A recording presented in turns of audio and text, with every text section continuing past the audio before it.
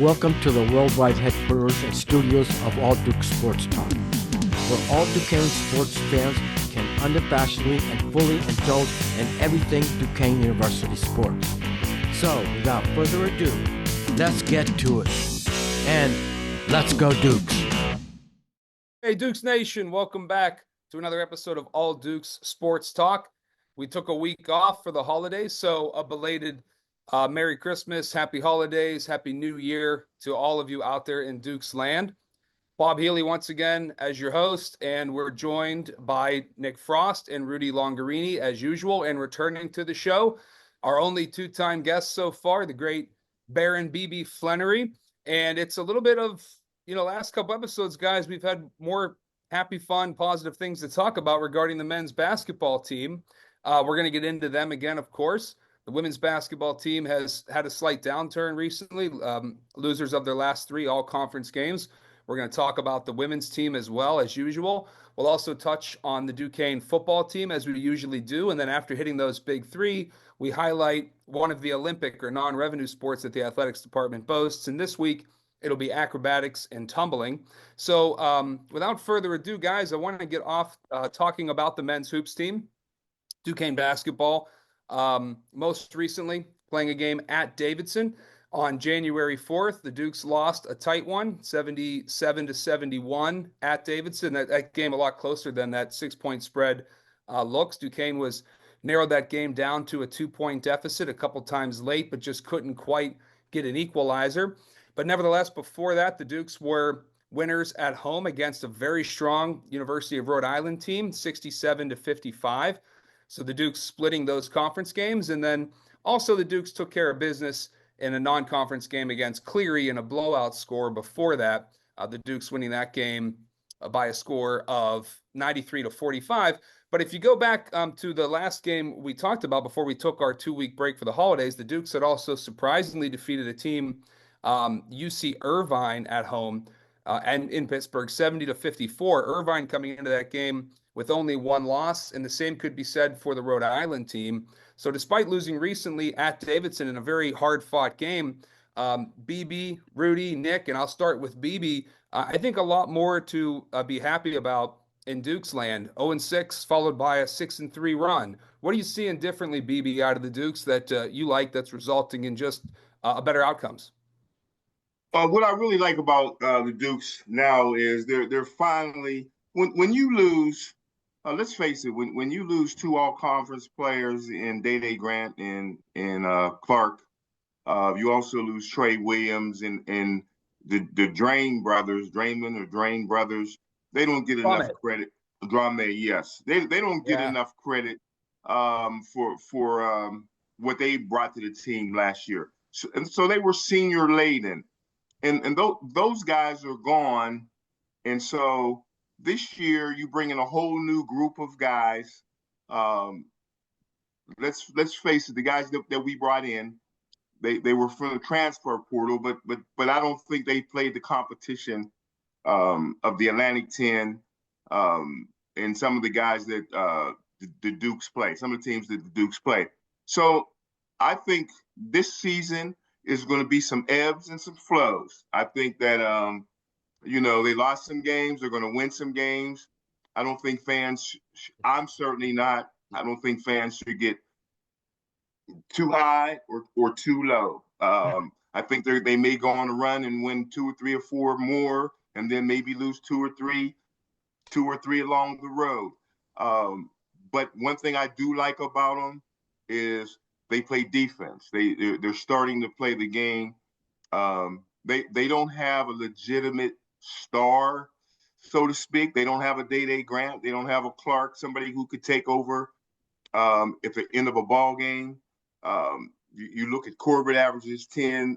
Jake, when he was playing, he averaged 10. And Dinkins, he's averaging 10 points a game. But there's nobody. Although Corbett had 29, I think against Davidson.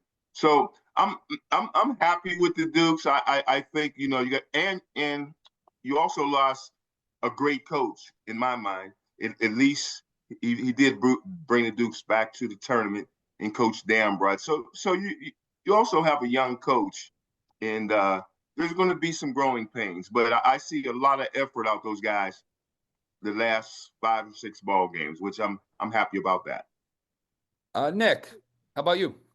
Yeah, so I kind of view this season similar to last year, and we've talked about it before, where the results aren't necessarily what's driving the interest that I'm when I'm watching the games. It's more so seeing the team improve, and even with the loss against Davidson, I've seen that constant improvement. There were a lot of positives in that loss. I mean, we didn't have Netjes playing, we still don't have DeMichael playing, and we were facing a team that's very good at home in Davidson.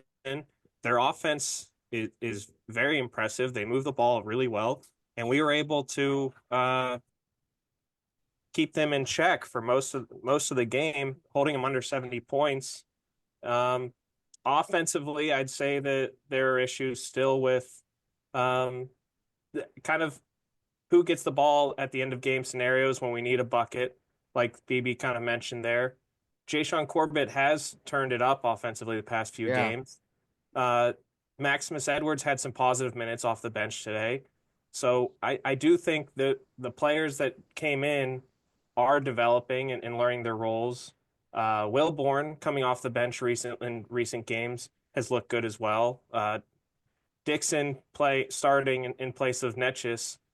Still quality minutes, just some tough fouls really at the end of the Davidson game for him.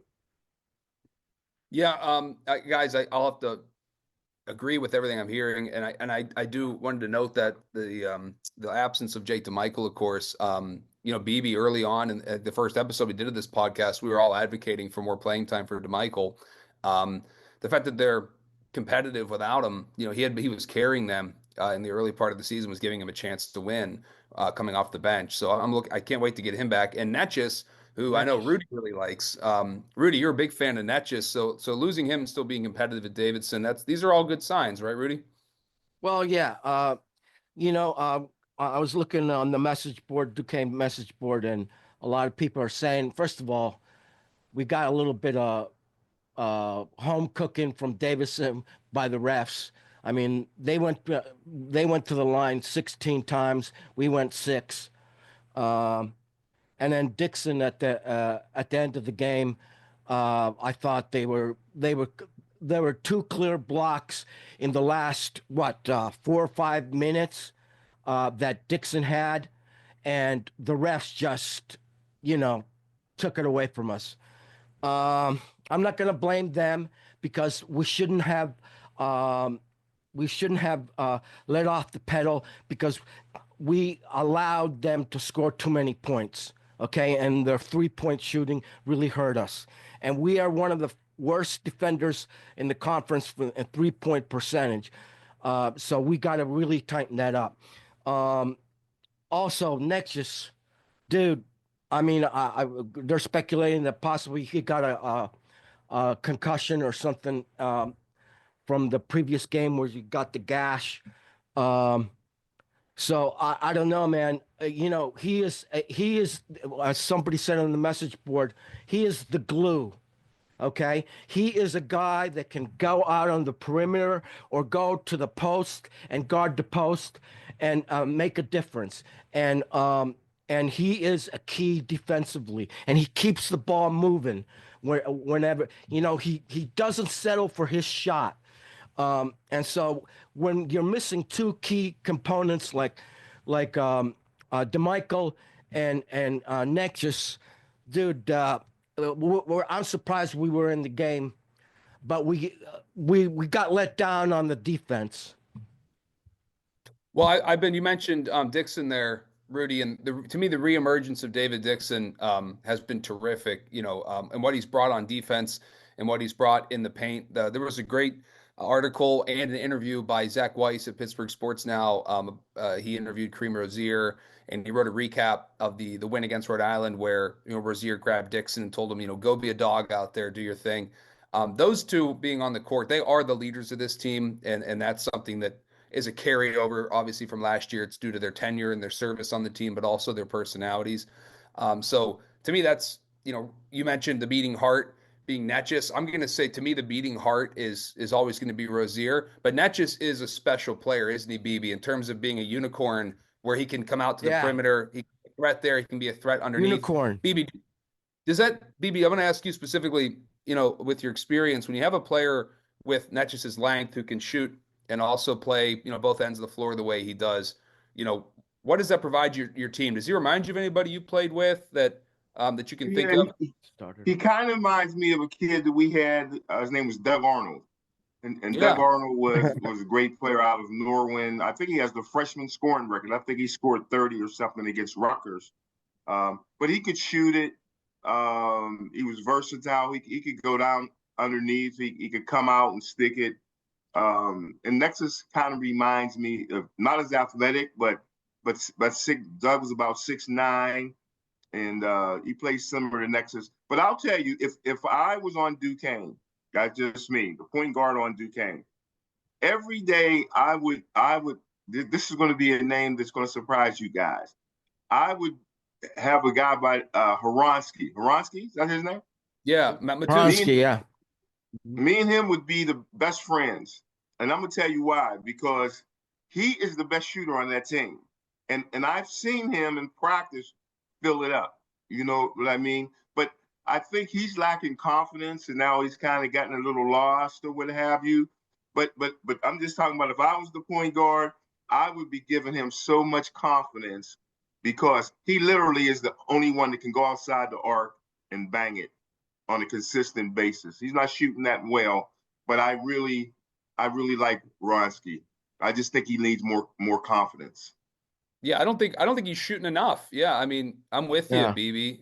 He's a threat. He took 2 threes in the last game, in 24 minutes out there. I mean, he did have 7 overall field goals. I mean, it's easy to say, well, I mean, with Corbett, making 12 field goals, and scoring 29 points, maybe you got to go with the hot hand, and maybe the ball was just in Corbett's hands more. But yeah, I like Ronsky a lot. Nick, any other thoughts? Yeah, I did want to give some shine to Crawford again as well. He still provides quality minutes, both defensively and offensively. I do think his addition to getting more minutes has coincided with us playing better as a whole. I don't know if that's just our team kind of accepting roles better and playing as a team, which has seemed to have happened as well. But he's providing quality minutes. He's led offensively during different spurts as well. There's a lot of bright spots on our team. We just got to continue to develop, grow, and figure out the minutes once DeMichael is back, because I'd imagine it's going to happen sometime soon.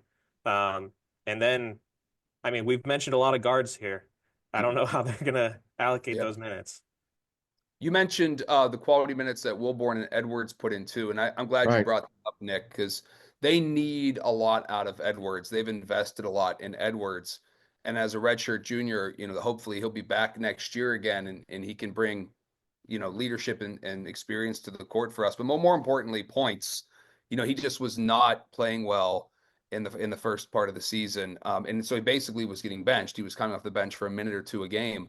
But yeah, he came off the bench and brought a lot of he brought scoring, to the team. 9 points. Game. Yeah, he had 9 points. Obviously, quickly. Not just out of the game. Yeah, exactly, very quickly. And Wilborn, in just I think 6 minutes, had a handful of points. Wilborn, 6'8", 215. He's just a sophomore. I think Wilborn's ceiling's pretty high. I like his body type. I'm glad these guys playing time. Last year, fellas, remember we didn't know what we had in DeMichael until the concussion knocked Day out. And so, you'd hate to see Netchess out of the game, but it's nice that you start to see what your depth is, and you can figure out your rotation, and we can see how well that went last year when Horonsky was a bit player and Netchess came on late and all those guys were contributing. So, I'm optimistic, clearly much more than we all were at 0-6, but patience is so key for this team. Nick, you mentioned early on about it's all about preparing for that conference schedule, and also maybe just about next year, building your team identity and letting the coach, get his feet wet, like BB was saying. Now, before we go to women's basketball, are there any other final thoughts on the men's team, guys? Good. So I want to mention this. I do want to mention this. This is pretty cool news. So Hugo Green, Duquesne legendary Duke, went to the National Collegiate Basketball Hall of Fame recently. This news broke on New Year's Eve on the Go Duquesne website. I wasn't aware that he was up for consideration. It's not the the kind of Hall of Fame that gets as much press, obviously, as Right. like the Naismith Hall of Fame. But Sahugo Green is the first Duquesne Duke to enter the College Basketball Hall of Fame. He was a legendary two-time consensus All-America first teamer. I believe he was 3 times an All-American, though. He was part of the 1955 NIT title team. He was a #1 overall draft pick in the NBA. Sahugo Green went on to an NBA career that very respectable NBA career. At one point, he was definitely the best college basketball player in the country. His NBA title came in '66 with BB's Celtics. So yeah, cool stuff for Sahugo Green and for the Dukes. It got me thinking that it's strange. This was the first Duquesne Duke to be in the College Basketball Hall of Fame, right? I mean, really, look at the long history. I don't, I'm not advocating necessarily for guys like a Mike James or something, great career, everything. And, Norm Nixon, great career. Those guys are remembered more for their NBA career. But I think back to like a Dick Ricketts, another NBA #1 pick. He was teammates with Green. He's another 2-time All-American. I think at least 2-time All-American was right. Dick Ricketts. And I just wondered why he wasn't quite in the Hall of Fame. Am I missing anybody that you guys think might belong? Well, I mean, I kind of feel like if you're a 2-time All-American, you should be in the Hall of Fame. If you were one of the best players in the country for 2 years of the 4 years of eligibility, I mean, that seems like it should be a prerequisite. Not to mention I'm sorry, not to mention you go on and #1 overall picks. I mean, clearly like the best college prospect, but not just for one fluke year, and then he has the hardware with the team championships to back it up. So well you're absolutely right. My 2 picks were, you young guys know a little bit, but it was definitely Sahugo, which I had the privilege when I got recruited to Duquesne. Yeah, I wanted to ask you about that, whether you had met him or not. Yeah, we all had an alumni. All the recruits had an alumni, and I had Sahugo, and we talked for hours, and it was one of the great times that I've had at Duquesne, and we took pictures, and it's in my other room, the pictures that we took of him years ago when I visited Duquesne. But yes, he had the jumping socks, Sahugo Green, and the jumping socks that he wore. He wore those socks before Larry Bird wore his floppy socks, Sahugo. But the other person was Ricketts. When you talk about, because when you make it to the College Hall of Fame, even Norm, who was my teammate, one of my best friends, he doesn't fit into the category of the College Hall of Fame. Most of those folks are All-Americans. I follow that pretty closely. They several years first team All-Conference, but mostly the All-Americans when you make it, because there's just so many, and you can only put so many in a year. So your accomplishments have to be very, very high on the collegiate level. Yeah. It makes total. Yeah, I'm with you. It's really tough to crack, and there's obviously more college players than professional players too. So if you think about it, like, although clearly the professional players are the best players, it's kind of harder statistically to make that College Hall of Fame. A lot of guys can make a really strong case. So yeah, but with Duquesne's history, I thought it a little strange, with all the All-Americans and that national title from the 50s and the #1 ranking and the #1 NBA picks. You could make an argument for Willie Somerset. You could make an argument for, of course, Chuck Cooper. I mean, you can make all sorts of arguments. There's guys that played at Duquesne in the 30s, the Paul Birches and Walter Millers of the world. So I find it strange we have just the one. Now I kind of want to make it a point to get more in there. So the further you go back, the further once you're talking about the 60s, once you start, unless they have like a old timers group or something like that, but once you get to be 60, 70 years, people kind of forget about you. So I'm kind of shocked that even Sahugo went in, which is a wonderful thing, because there's more players coming out every year, and so they forget about you after so many years. So. Shout out to Dave Saba, who put together the the goduquesne.com/Dukes100 website when he was the sports info director at Duquesne, including for the men's basketball team. And he when the Duquesne Dukes named their all-century team, of which BB was on, he put together biographies of all these guys. And I'm just referencing it right now. Green is the only two-time consensus first-team All-American in school history, but he was also a second-teamer in 54. So three-time All-American, two-time first-teamer. So yeah, he was long overdue. Dick Ricketts was a second-teamer in 53. He was a consensus second-teamer in 54 and a consensus first-teamer in 55. So three All-Americans, including consensus for that 55 team. They were, arguably the national champs, having won the NIT that year when it was a huge deal.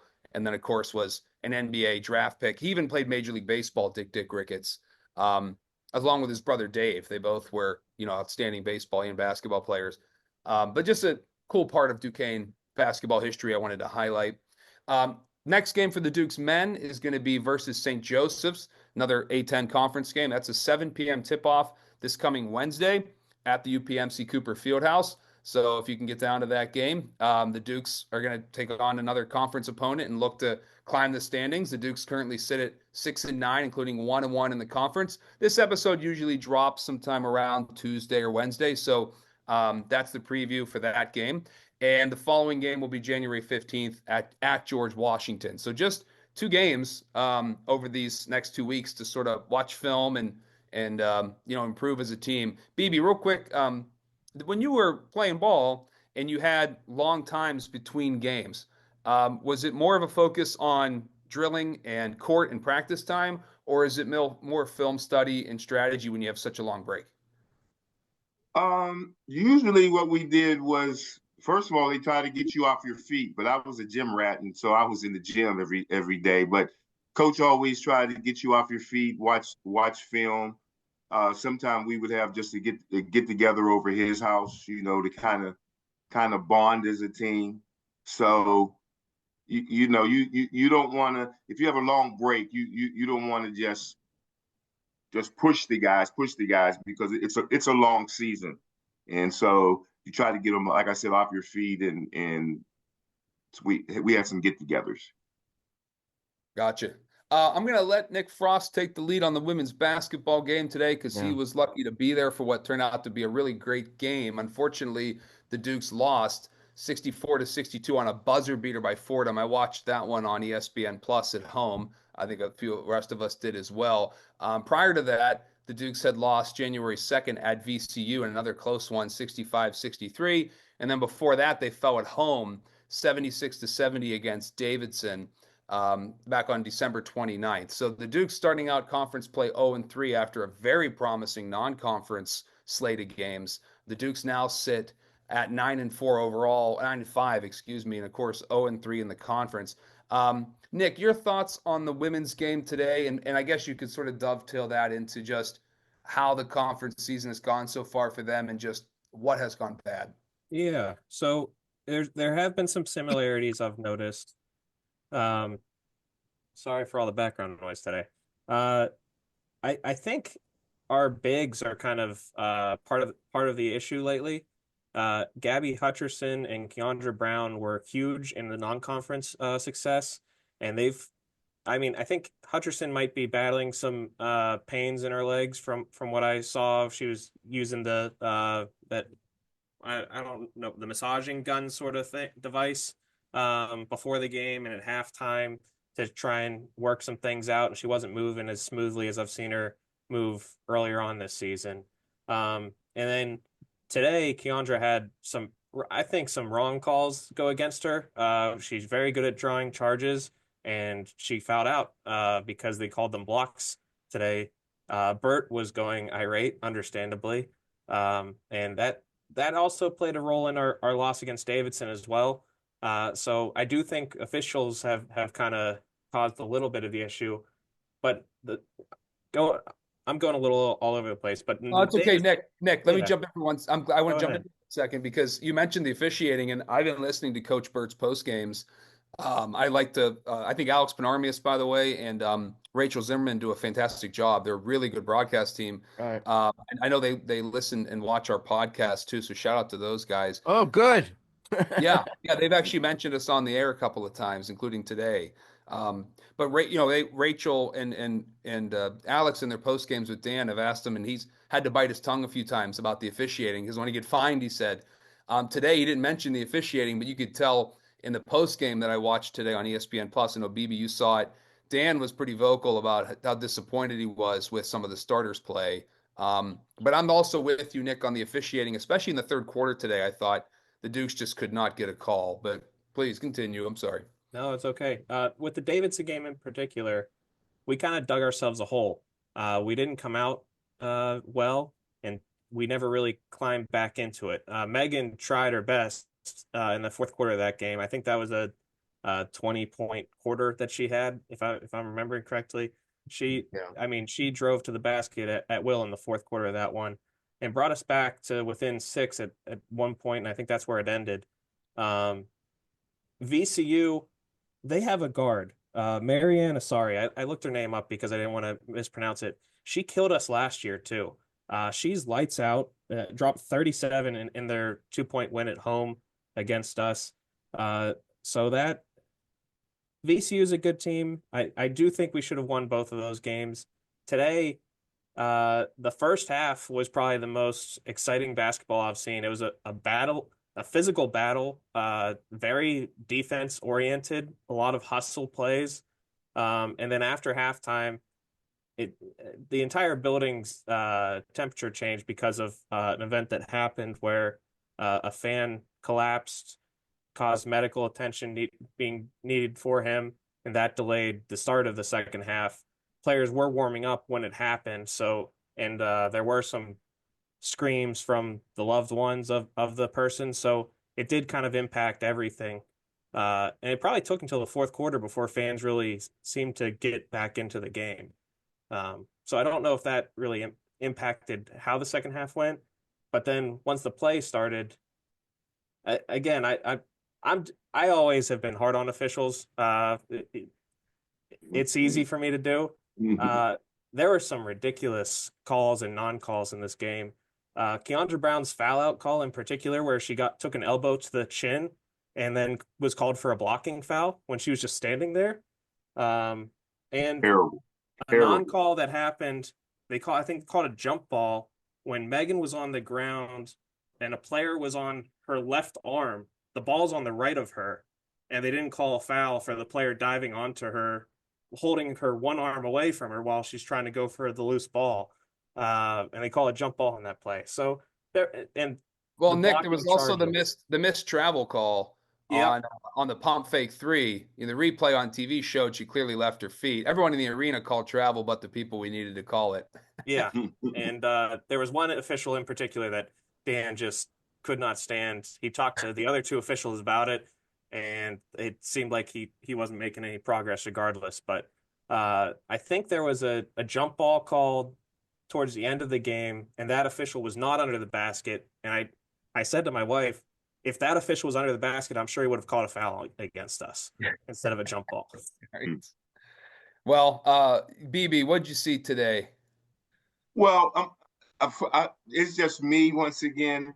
I teach my kids that I coach, or if I speak at a clinic or anything, I always tell them, do not criticize an official until you play a perfect game, because you're gonna make mistakes out there, and so is the official.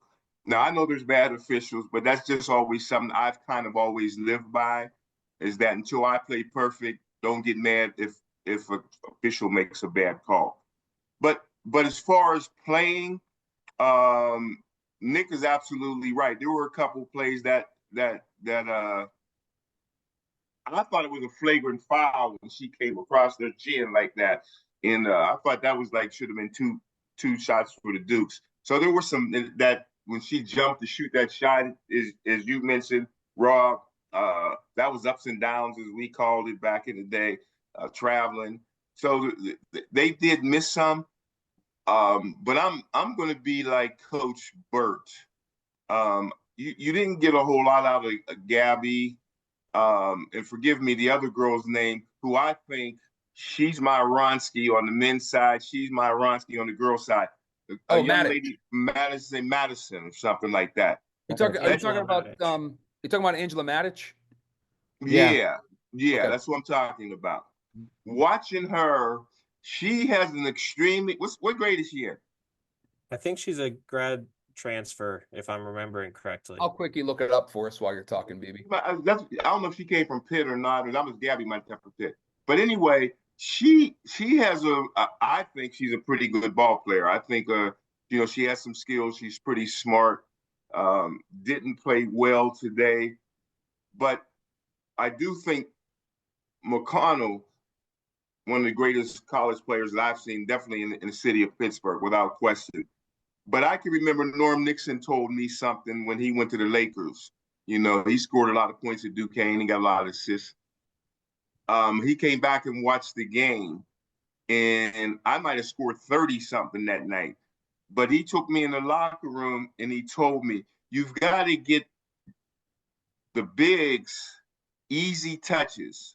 You've got to be able, he said he have to make sure Kareem got the ball in the right place or whatever have you. And I just think that the big girls for Duquesne, they don't get the ball in the position where they can get a basket or two and get comfortable or get the feel. They work too hard to score. So that's just my take on it. It's a lot of McConnell, and she has to do that. I'm not criticizing that, but I think the other players have to be more involved for them to have a chance. I think today she might have 25, and the rest 26. might only have 5 or 6, 7 or something like that. Yeah. So Matic is a junior. She transferred after 2 seasons at Vermont. I am a Matic fan too, but I'm with BB and with Coach Burt. There's just not enough. There's not enough happening outside of McConnell.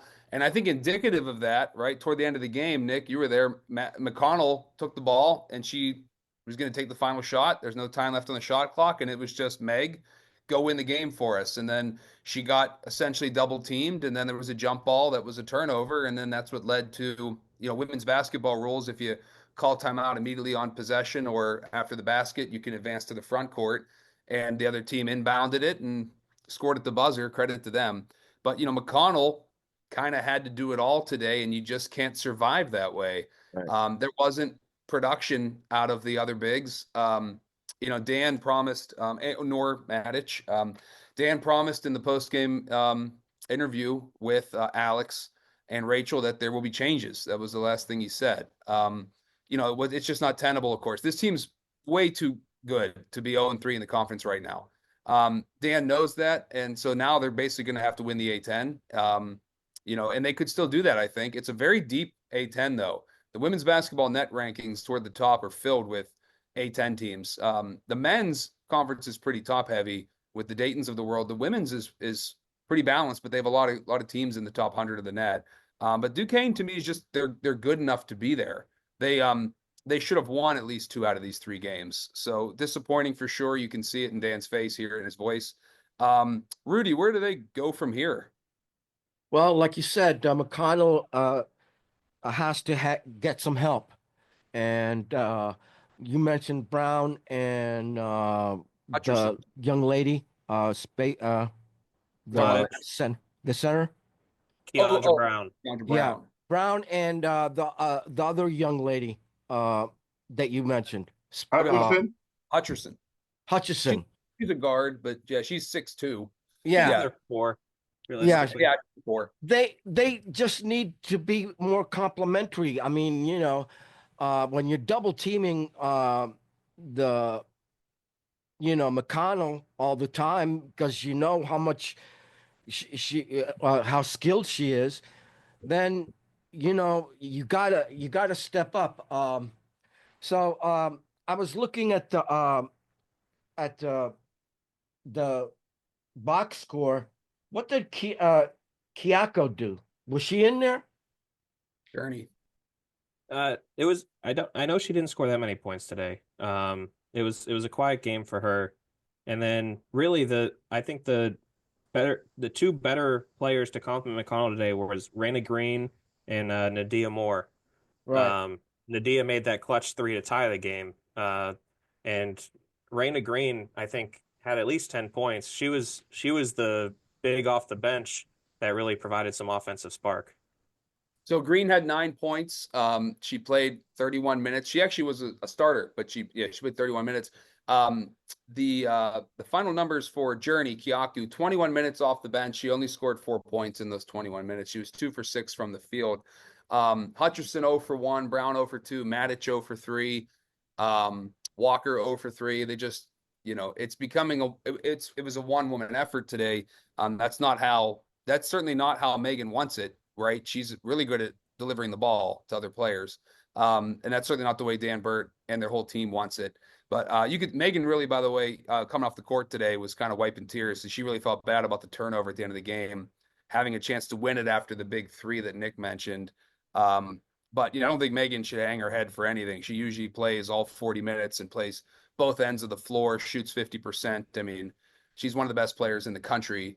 But there's the changes that they're going to have to make, I think, that Dan's been hinting at, is just a different rotation. Some of the players who contributed today might be getting more minutes. So it remains to be seen. Well, go ahead, baby. I'm sorry. I'm sorry. Do you notice that? Well, two things. One, to be great as Megan is, you want the ball in those moments. If you're gonna be I'll be the hero or I'll be the GOAT, but I'm not afraid of being either one. And I do like that about her. I just think, and I don't know how coach is going to do it. I watched them closely. A lot of Megan's assists, she penetrates and kicks it out, and then they got to shoot a three, which they hit a big one to almost put in overtime. But my point that there's got to be some kind of way you can get the bigs the ball down low where they get easy baskets and build their confidence. If Megan had 10 assists today, she probably kicked it out 8 of them, and they were long shots. Nothing. They don't dump it in where the big guys can get a feel. Big girls can get a feel, so to speak. I don't know how you fix that, but that needs to happen to get those other girls' confidence. Another change I want to mention is I think they need to change the end of court play too, because they isolated Megan to that one side, and so once she was double or triple teamed, there wasn't really an option to pass off. And even LeBron James, he gets criticized for making the good pass in those situations. There wasn't even an option to get a good pass. Correct. That's correct. That's a good observation. That's absolutely correct.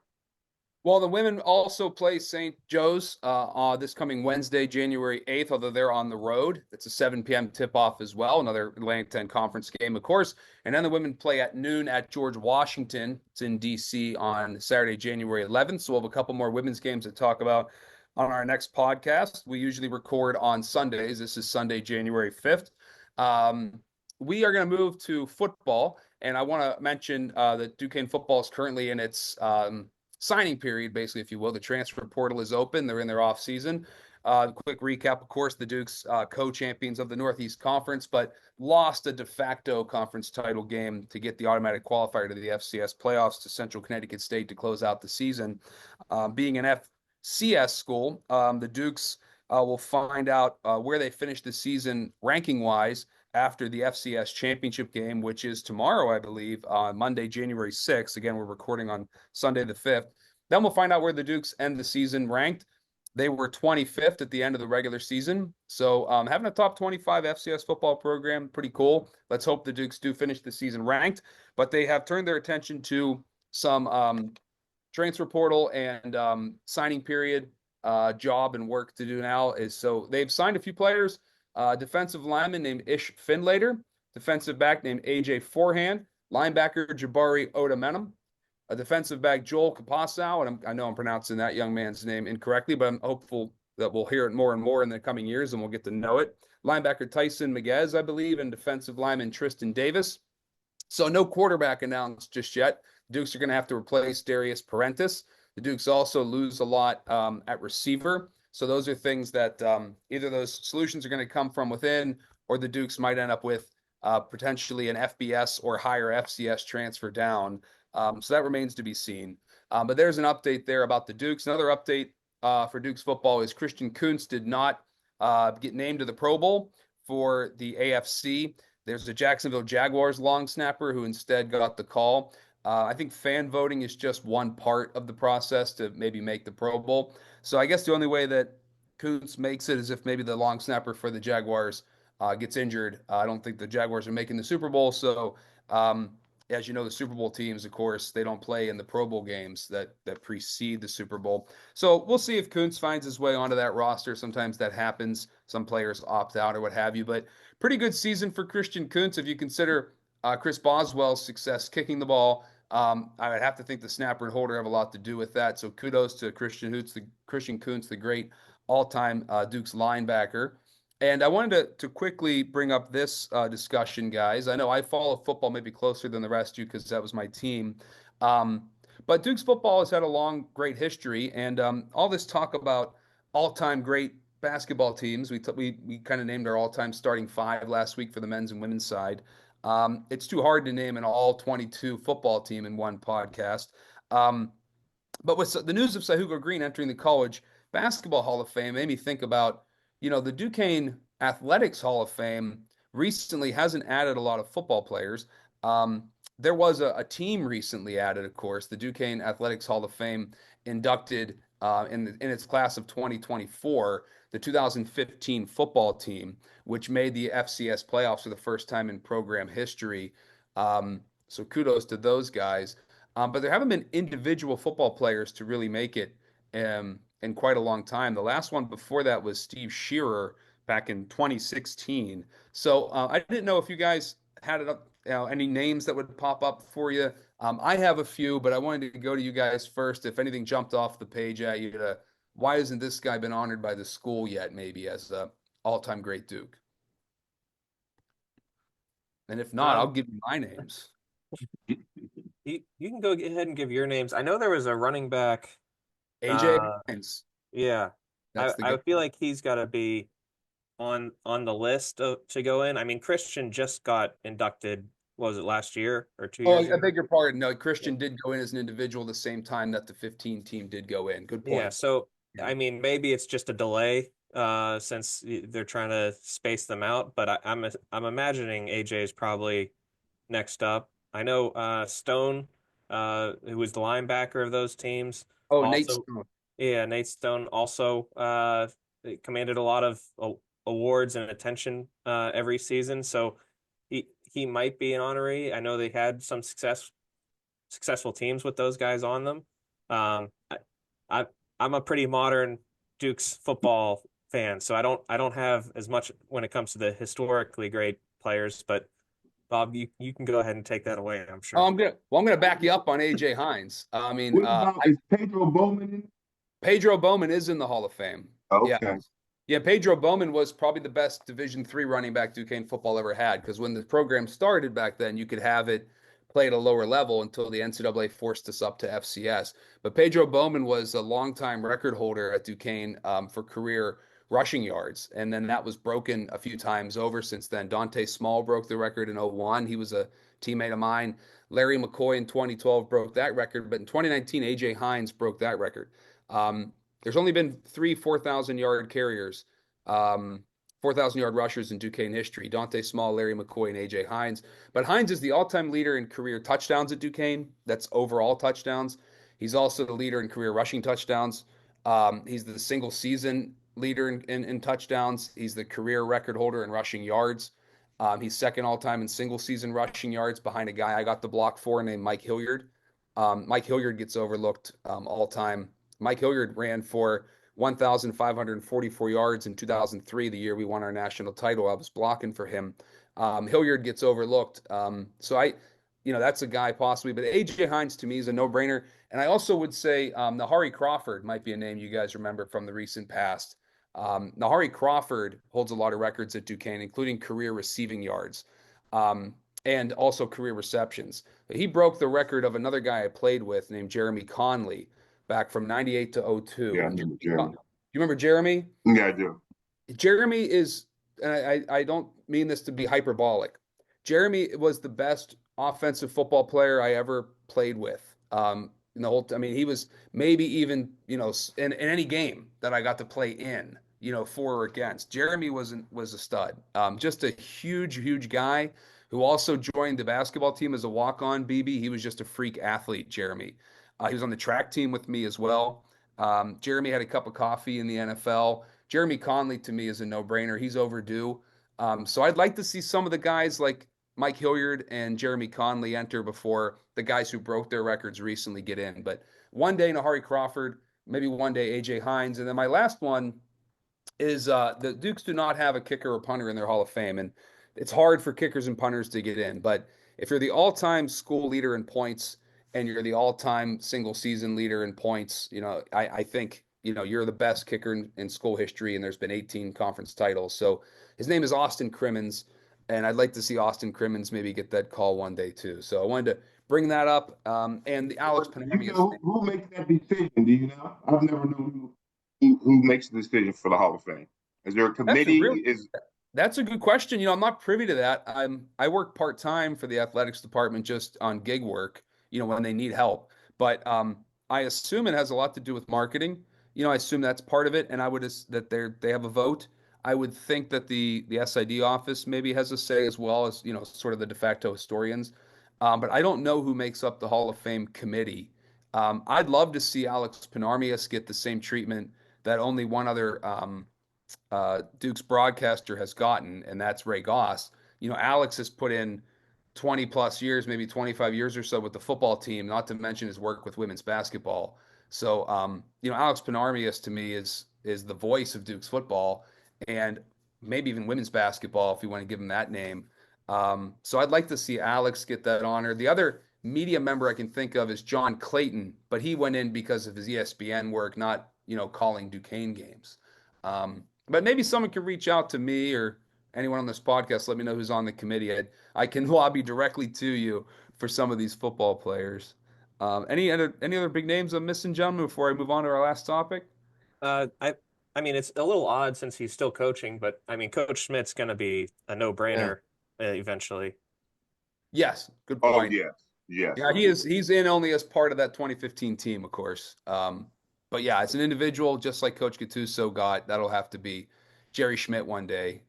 Yeah, shout out to Coach Schmidt. He those big shoes to fill, literally and figuratively for Greg Gattuso, and Jerry Schmidt's done a hell of a job. So I would agree with that. He'd have my vote. I was there last year when Jerry went into the Pennsylvania State Hall of Fame. He did last year. So I would imagine if you go into the Pennsylvania State Hall of Fame, you'll pretty much make Duquesne's. I think that's what the Tick Cloherty Western PA chapter or something that's like right. that. Exactly. BB, are you an honoree as well for the Western PA Hall of Fame or State Hall of Fame? Yeah, I went in 2010. Very cool. That's very cool. I think that, if I'm not mistaken, do they give you like a ring or something for that? I'm also I have a ring. They don't give you a ring. I get a ring because I'm in the Pennsylvania Basketball Hall of Fame. Oh, there you go. So that's, I probably showed you or whatever, but that I got that from Pennsylvania Basketball Hall of Fame. Oh, very cool. Very cool. All right, guys. Well, thanks for indulging me anyway on the Football Hall of Fame stuff. We got the football topics are few and far between in the off season, but we're going to keep our eye out for maybe like a quarterback coming to the team, or maybe the solution lies on the roster itself. So that'll remain to be seen. We'll touch in with football again next time we do a podcast. Our final topic for the day is we like to highlight one of the non-revenue sports, one of the Olympic sports, if you will, in the athletics department at Duquesne. And this week we're going to talk about the new acrobatics and tumbling team. We've mentioned this team in the past because of Duquesne has added a lot of women's sports, and at least a large part of that, of course, is owed to Title IX requirements. The athletics department has to provide equal opportunities for men's and women's sports at Duquesne, and furthermore, because Duquesne is mostly a female student body, the opportunity should exist mostly for the females at the school, of course, and athletics is no different than the other things you want to offer. So Duquesne has added a number of women's sports teams recently, and one of them is acrobatics and tumbling. So you're wondering, what is that? Well, if you want to know, at 6 p.m. on Friday, February 7th, Duquesne will have its first official acrobatics and tumbling competition. Duquesne is hosting it at UPMC Cooper Fieldhouse. So they will start their program history on Friday, February 7th at the Coop at 6 p.m. against Gannon University from up in Erie. Now that's because the NCATA, or the National Collegiate Acrobatics and Tumbling Association, is made up of members of all divisions. It doesn't necessarily have to be Division I teams versus Division I teams. In fact, there is no NCAA championship yet for acrobatics and tumbling. It's called an NCAA emerging sport. So perhaps one day that will come to fruition. But the NCATA is comprised of members from D1, D2, D3, and as the sport grows, they, perhaps could prioritize different divisional championships. But Duquesne is one of the nation's college varsity acrobatics and tumbling squads. It's not a club sport. This is a varsity sport, even though it's not NCAA competition. And from what I'm told, guys, it's pretty cool. Like, I'm told it's pretty entertaining and interesting to watch. So if you want to check that out, it'll be, again, on February 7th at the Coop. Acrobatics and tumbling. I might go try to watch that. I think it's great that we have this facility they can use, right? It's for volleyball and basketball, and apparently also acrobatics and tumbling. They put down, a soft floor, and they do a number of things, including there is, it's called compulsory, acro, pyramid, toss, tumbling, and a team event.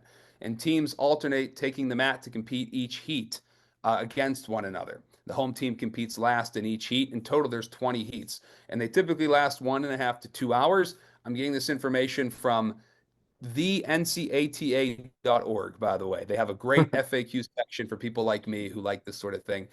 So shout out to acrobatics and tumbling, and good luck. Welcome to the Dukes family. And if you guys win, we'll be talking about you even more on here. Guys, any final thoughts on any of the topics we talked about today before I send us off? Not necessarily for today, but I think a future episode topic we could talk about. Last year, the hierarchy of most important players on Duquesne's basketball team seemed pretty clear. I think there's a lot of discussion there for who it is on this year's team. It's tough to really place even on one. I would agree with that. That's cool. All right, well, next week, you know where to catch us. Make sure you like and subscribe this video, by the way. Oh, I got something for you, Rob. Uh-huh. I got to throw this at you. Okay. The Duquesne team, after 40, me and Norm Nixon, we were having lunch, and we were talking about this about, I don't know, maybe a month ago. And the Duquesne team that went to the NCAA tournament after 47 years, they went in the Hall of Fame the same year. Yeah, that's right. Yeah, they waived the waiting period for him. They waived the waiting period. And me and Norm, and I'm gonna throw his name out there because he said I could. Yeah. We're wondering why they didn't put the 47-year-old team in there. Yeah, right. Good point. You know what, BB? Not only did that not happen, but we're still not in there. There's no banner up either at the Coop. And I love the new banners. Don't get me wrong. I got a small one back here behind me, on my Zoom. I love the new banners, but if you're going to put up a conference championship team like 2024, why isn't the 77 banner up? That to me is odd. So I want to see that as a fan. It's not my call, but as purely as a fan, not as an employee of the university, I want to see it. I also want to see that team in the Hall of Fame, and I want to see reunion days too. I love that sort of thing. I remember talking to BB. Remember BB at PPG Paints Arena? We were hosting the A10 tournament one year, and it was Jim Ferry's last year. And I was like, when is BB Flenory bobblehead day? Like, how many bobbleheads how many people would come to get a BB Flenory bobblehead? Like, that would be terrific. Thank you. I appreciate that. Think about that. Like, that should be, the Pirates do a great job dusting off their nostalgia. And I would, I'm a sucker for it. So maybe it's just me, but I think that would be really cool. We had a Reverend Sean Hogan bobblehead day, right? There's like 3 different versions of those out there. Are there really? Yeah, there's a St. Patrick's Day themed one. There's the basketball one, and then there's one in like his actual priest garb. So he was a popular guy, but I think we could space him out and get some other people some recognition with those. Hey, listen, Nick. Can I ask BB a couple of questions here? just Yeah. to close things off, I just wanted to ask BB, and he knows what I'm going to ask about because I already texted him on Facebook, and I used the H word for Huggins, and I don't think he's being such a gentleman. He reacted, I think, saying, well, you shouldn't use the H word on Huggins. And I was just wondering, BB, what was your experience in that game, and have you had any contact with Huggins over the years? And because like I said in the text to you, I was taken aback, to say the least, when he fouled you going to the rim, and he practically knocked you out, dude. And if there was a concussion rule then, I don't know if you would have, been in there. But I just wanted to ask you about that.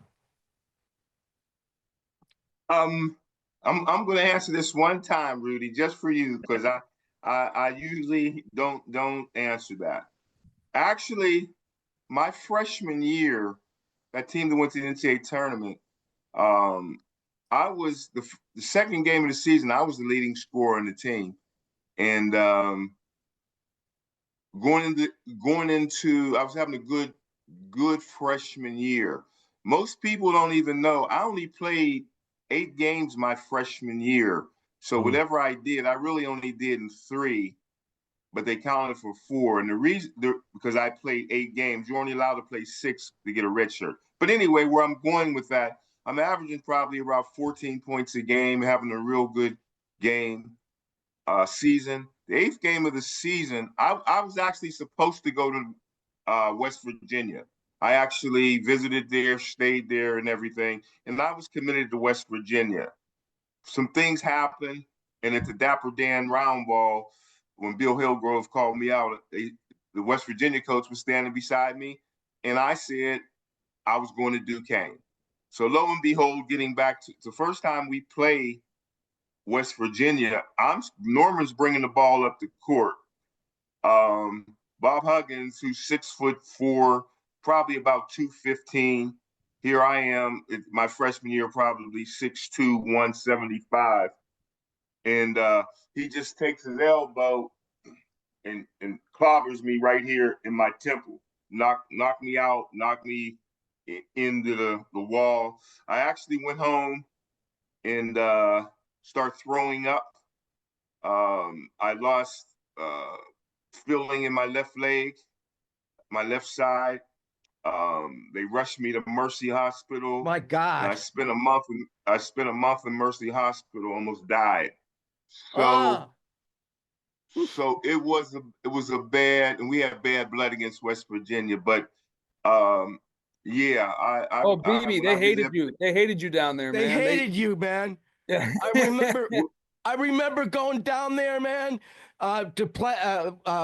I went 2 games down there to see you guys play them, and they hated you, man. Yeah, they had a fake. They had a night beat up, right? They had a BB the Baby Binky night. Oh, they gave everybody pacifiers. So that they really did hate BB down there. That was the least of it, right? I mean, didn't they they had fake BB Flenories that they would like beat up and everything? I mean, it was they hung me in effigy. Yeah. Coming down into the state, they had a big black BB Flenory with an effigy going down. Yeah, it was crazy. Yeah, there's if you guys, so for our listeners, for our viewers, you can Google it. I mean, the Washington Post covered this story. It was a really big deal. But yeah, thanks for sharing the parts you did share on that, BB. I'm sure it's not a happy memory, but yeah. But I want to say this: I got them though, because I got the record in the West Virginia Coliseum. It'll never be broken. I don't know, but they'll remember me. You know what? I'm confusing. No, that's right. You could still play games there. I thought, am I mistaken, BB? Do you have a record at Civic Arena, or there's another Duke who has a Civic Arena record that can't be broken? But maybe I'm mistaken, you, BB, for a different player. maybe I'm thinking of Willie Somerset had the Civic Arena record. They can't be broken. But yeah, I guess technically. That's probably Willie. Yeah, that's right. I mean, technically, they still play games at WV Coliseum, right? Is it the same building? Right. Yeah, you can still play games in. Well, here's hoping it never gets broken. Yeah, good stuff, guys. Thanks for sharing that. Oh, and I want to ask Nick real quick, the gentleman who had the medical issue. I think you were pretty close to this scenario, and you said that he was carried off and he seemed to be alert. He was alive, and the first responders did a good job. Yeah, he was upright. His eyes were open. There was some applause for him, and his family seemed to be okay, but definitely thoughts and prayers still with them. Hoping everything continues to turn out okay. But he was awake, and everything seemed okay as he was heading. I'm assuming to Mercy, from the stadium. Wow. God bless. God bless. 2 mentions of Mercy Hospital on one podcast. How about Yeah. that? Okay, gentlemen, thank you very much. We'll catch you next week with a lot more basketball to talk about. Nice to see the Dukes men pulling it together a little bit. The Dukes ladies, we hope also will do the same. Enjoy the NFL playoffs, and we'll talk to you guys in a week. Thanks again for watching. Go Dukes. Go Dukes. Go Dukes.